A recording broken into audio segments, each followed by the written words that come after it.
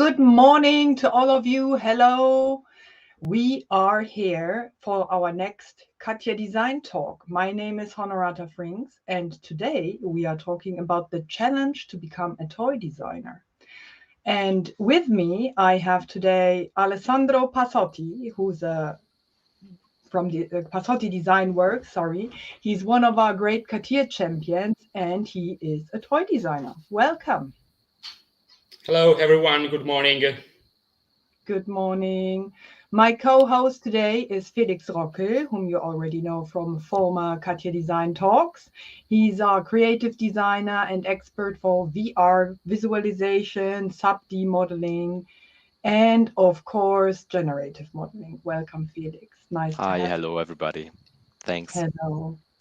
Before we start with the talk as such, I would like to introduce the work of Alessandro to make more visible for you what he's actually doing.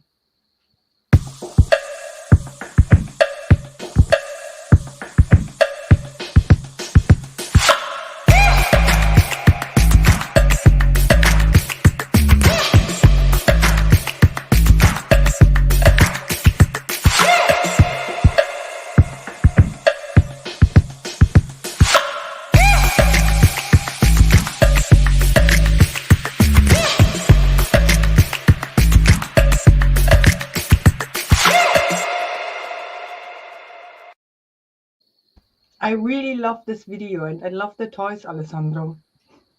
And the music is great. It makes me dance all the time. Thank you, Honorata. Tell us a bit more about you. Which toy design field are you working in? What kind of toys are you designing? Okay, in addition to other more traditional fields, at the moment I'm working for a technical plastic toy mainly by injection molding process. To better define the target, it is a preschool and the age grading is from 3 to 6 years old. And I can identify also the design of the product I develop using the dimension parameter, for example. In role-play toys, they are an imitation of a real product life, as kitchens, trolleys, scooters, and so on. I have an example here. Cool. This is a big example of role-play toys. This is a scooter, prototype of a scooter. Then we can identify another category as a creative and construction toys. I can have here another example of car. This is a product which kids can bring it with their hands and play with a desk or table or where he wants. So in the first case, role play are in a 1-to-1 scale. If we considering the proportion, the kids' proportions, and the second ones are not in 1-to-1 scale, so they are smaller than the previous one. And then there are also the micro toys fields, where a kid can put them in one single hand and play with their fingers and easily carry around and play with it. Cool. That's very interesting. And how did you get there? So what is your background actually? So my background, I have a creative industrial design background, but also technical knowledge, in particular in plastic design fields and their injection molding and prototyping processes.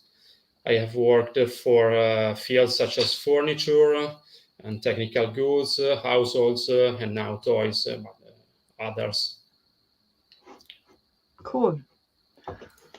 That is really interesting. And so we are here today to learn from you how to become a toy designer. So the first thing to do is to talk about toys, actually. So what are the most important requirements in toy design for you? What would you say? There are different key aspects, in my opinion, but first of all, safety is the most important thing, and you must always give this priority to these aspects. A good toy is a safe toy, first of all, and this is also true in other fields, in other products, but here even more because we are in front of kids. And one other key aspect is the playability. A good toy must have an excellent playability. It concerns the playing experience. I mean, the child's entertainment, for example, which and how many functions a toy could have and for how long, and how kids gets involved. So basically, a toy must be fun and entertaining. Yes, And absolutely. definitely, to define a good toy, I think, in my opinion, you have to play. This seems to be funny, but I considering a truth because you have to play physically and also with your creativity, your imagination to create a vision of the child's final play experience. This is one of the most important thing what you have to do when you are designing a toy. So are you trying and are you playing before you start the design? You take a similar toy and start to imagine the play experience yourself, or also playing with your own toys that you have designed yourself? Yes, exactly. I try to imagine to create this final play experience with similar toys or something else. I have to try to recreate this scenario to help me to create this design. Cool. So you're staying a kid as long as you are a toy designer. Let's move to another topic, which is also very important. So, what are the challenges, the actual challenges when you are creating and designing toys? Yes, this is the same as what happens when the usual product design process is considered, but one of the most important thing is to combine the extremely creative side with the technical aspects for the high volume production. So, for example, we can imagine numbers of 8 million or 10 million pieces. I always say that also a sphere with a hole becomes complex. And this is one of the most important aspects, to balance the creative side with the technical aspects. And also in a particular situation when I design characters or something else or a licensed item, one other big challenge is to convey the emotion into the toy. For example, with the posture, with the face expressions, with proportions, and so on. And then the last one, in my opinion, is to respect ergonomics, respect size-related ergonomics. So the larger the product is, the more complex is the evaluation of ergonomics, also in relation to safety. That is another important aspect. Of course. Maybe you can show us some examples of your work. Yes, sure. This is, for example, is a simple project. It's a simple toy. It's a car. It's a sports car. I have seen you before, and the company brief was to create an almost single volume toy. With this orange body, with the other parts that comes out from this single volume. So I try to create this high shoulder line, the lower drive part, and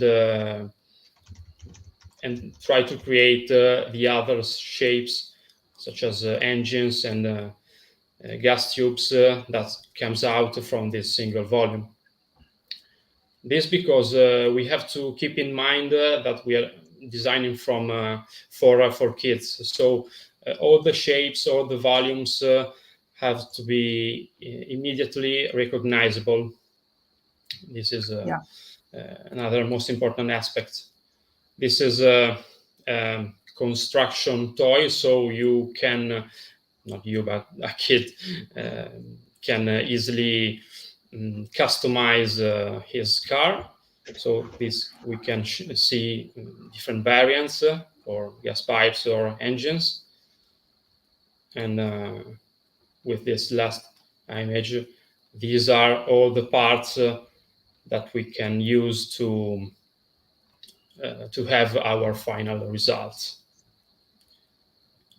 Yeah, you know what? Can you show again the car that you have shown previously? No, I mean the real one, because I Yes. received here. I see Vincent is asking what This size one. this is. So yeah, that was something we were discussing. It's always very hard to imagine when you see the 3D design on the screen, and then you imagine the dimensions of the car. Is not so easy to understand what it could be. So this is really good to see.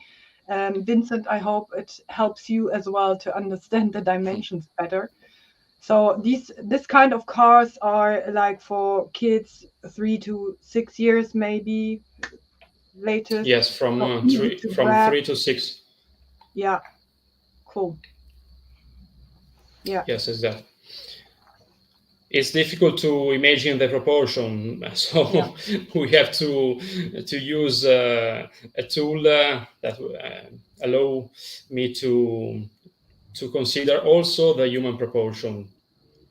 Yeah. Yeah. We will come to this later. Yeah, we'll come to this a bit later. Maybe you can Later. also show the other example of this nice box, which is really cool as well. This one. Yes, this is another simple toy. This is a box, a creative box, and this is a licensed item with this iconic parts of the product. And then we move. We can pull up the cover, and the box opens to create this scenario. With the cover, we can mix our resin or chalk, and then pour it inside the frames here in the different sides, and create frames for pictures or other shapes.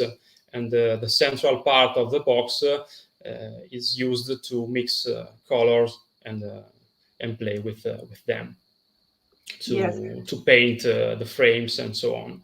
Exactly. So this is completely engineered, and this is how I can try to explain before. So to mix and balance the creative sides with the technical and engineering aspects for the production. Right. And also for the logistics and other aspects like this. So we see here that toy design is far more complex than people might think. So it's not only designing ergonomic, safe, and creative toys. It's also about keeping in mind the logistics, how it can be presented in shops, how it can be transported, how it can be produced actually. So this is a lot. And I see the box behind of you. Maybe you can present the box. Yes, this is the box. That's the scale. This is the final result. Yeah. In the shops, we have this version, but also the female version. Yeah. And it's perfectly stockable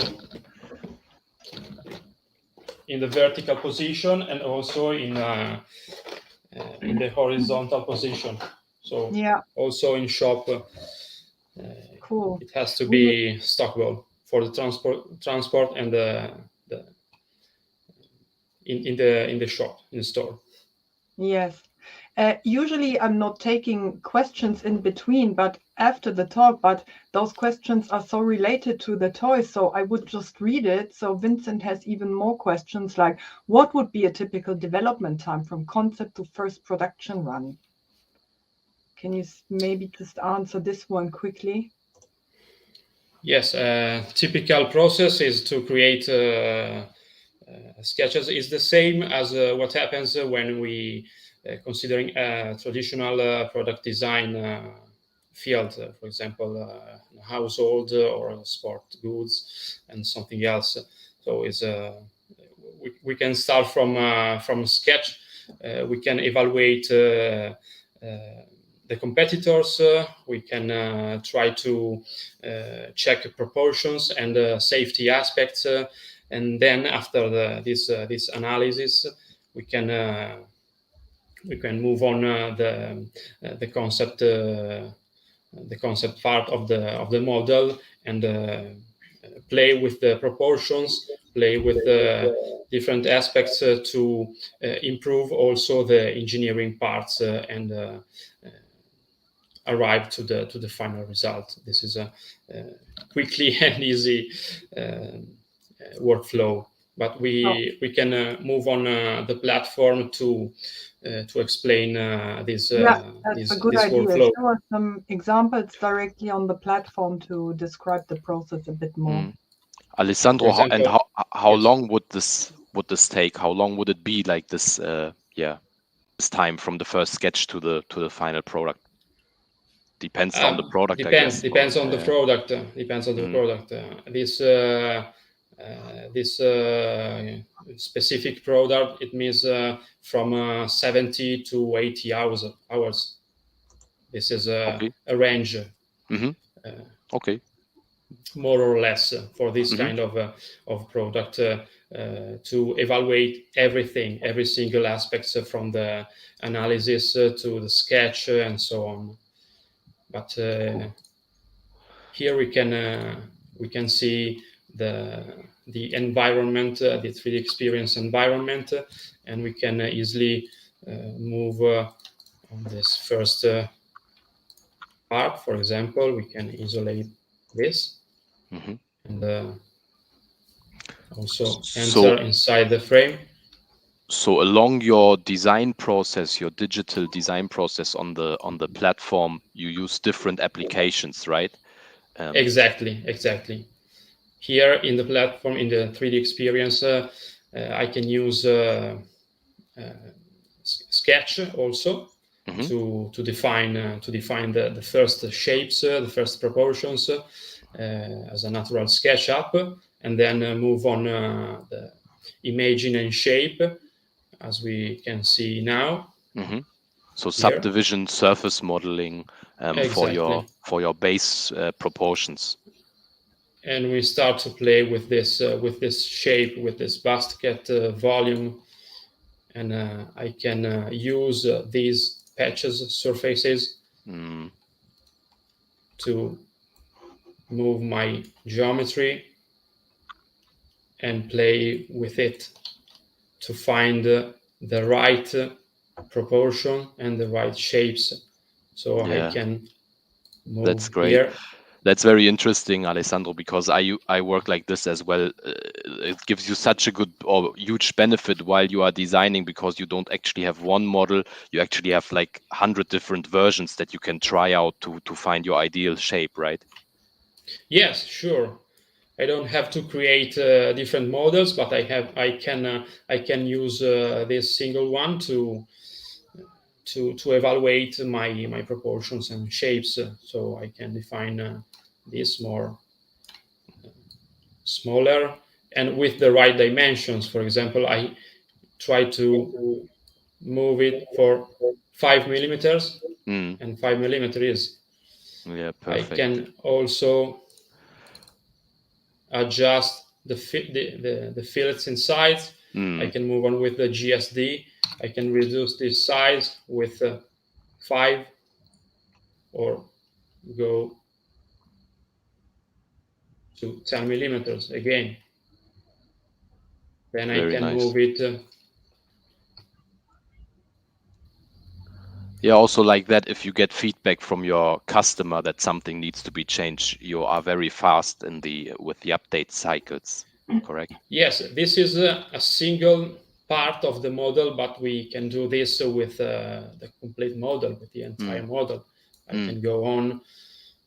Okay, this is an issue, but I can try to for the geometry, but I can try to go on with my Very, very nice. And while we were talking about the proportions as well before, you are also using our tool we have on the platform to make sure that you have the right proportions of your model, right? Yes, this is another most important aspect. I can use also the human design here to create this and evaluate this proportion. So it's clearly this is not a kid, but anyway, we can immediately understand the proportion, and it helps. Yes. To very good. To understand this. Alessandro is using R2019X Exactly. of the 3D Experience platform, but in the later versions, I also would like to mention that we have now kits as well. So will be very interesting for Alessandro once he will upgrade to the new version. Yes, sure.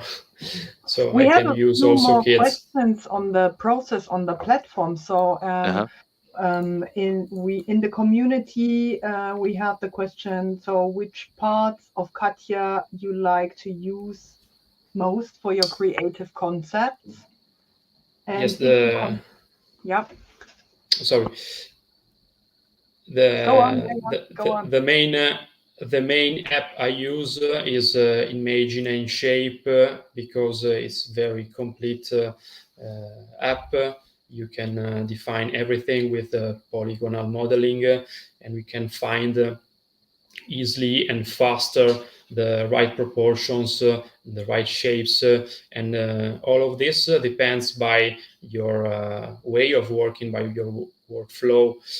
I try to create single patches, single surfaces, like we have so before. And everything it's easy to create the right proportions and the right volumes to define the entire product. Cool. And if I saw if I saw that correctly, you put on top of your Imagine and Shape surfaces, you put features from generative shape design, right? So you use this hybrid approach of those two applications.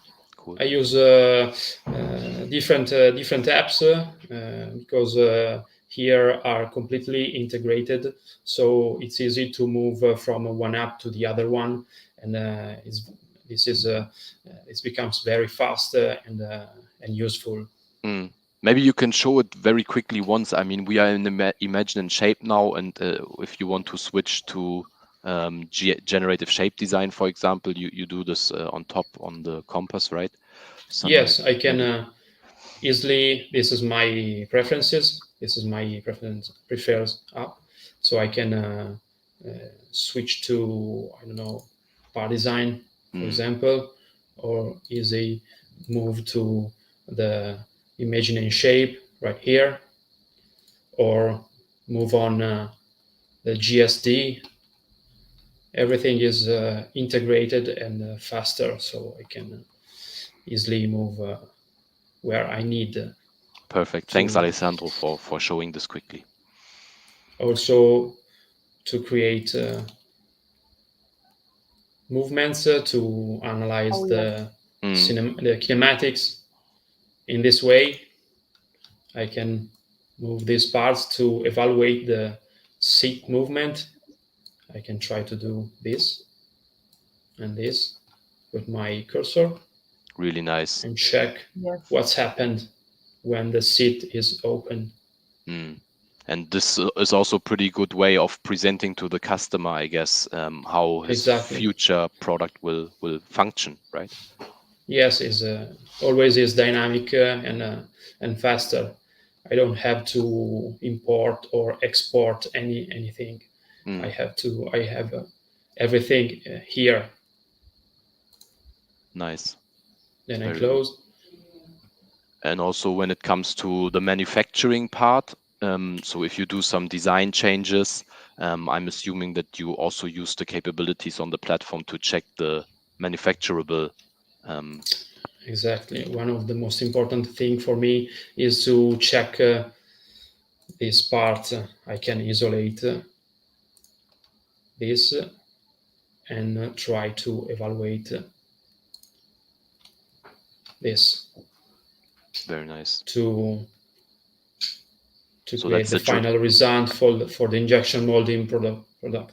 Yeah, the draft analysis, right? This draft analysis, so I can see what's happened, and also when the model is almost complete to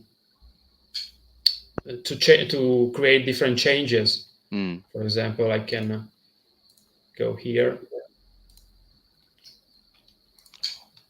in the imaging and shape.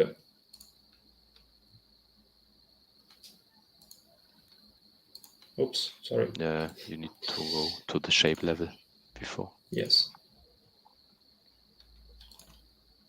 And then to, for example, considering these slices,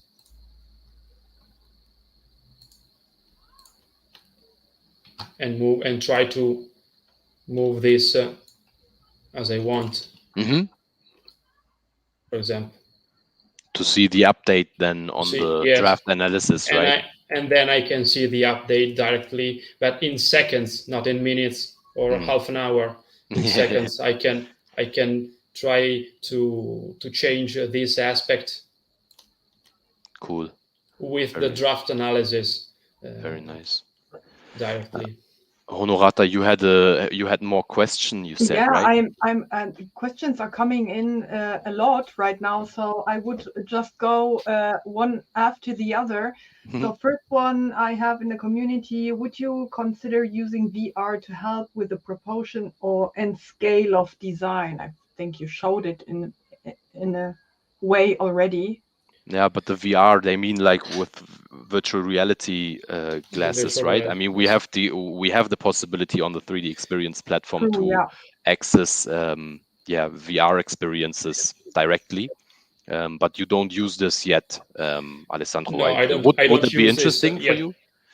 Yes, of course, would be interesting a lot. So I don't use yet, but I can improve this aspect, and I think it is useful for sure. I think it's also quite cool because, especially in the situation that we've been almost 2 years now, the Corona crisis, you cannot go to your customers and do a presentation, and it's maybe difficult to understand. So this is something that is considerable probably for many designers to share this experience with their customers, and everyone stays in their office or home or whatever, and you still can experience it together in virtual space. When you use head-mounted displays. Right? Yeah, that's a good point that you make there, Honorata, because there is the possibility to meet in the VR space as well. So people from all around the globe could log into the same VR experience and walk around the model in virtual reality. Yeah, true. Yes, exactly. Okay, so let's go one question by one, I suggest. So we have one here from Tejas. What made you choose this design style as opposed to a more realistic style? So this question was asked when you showed the car. So I suppose. Yes. So I can return to the images with this car. Yes, how to try to create a more realistic car. We have to keep in mind always that we are in front of kids. We are designing for kids. So as I told you before, one of the most important aspects has to be the volumes and the shapes has to be immediately recognizable. So I can improve my design and design a more realistic car, and try to design all of the product of these toys, these products in a more realistic way. But is not the main target. The target is to create a perfect toy for the age grading from 3 to 6 years. Yes. This is the target. Yes. So to that development, I think this question is also interesting. So what were the pitfalls in the whole process? So what were the difficulties? So to Yes, say? the challenges we have in front are to balance these two sides, the creative sides, the extremely creative side, for example, with a character or a licensed item, as I showed you before, and at the technical aspects, the engineering aspects, is the same as what happens for the more traditional industrial design product. It's the same, but here with more creativity. The creative side is more. I see. We have another question. How many parts toys are produced in the world based on your design concept? So what is the number for such a toy that you produce, like the car or the box? Okay, for this kind of toys, for example, 200, yes, I think from 100 to 200,000, sorry. From 100,000 to 200,000. This is the range. It depends by the toy, by the product, and the dimension also. I see. Okay.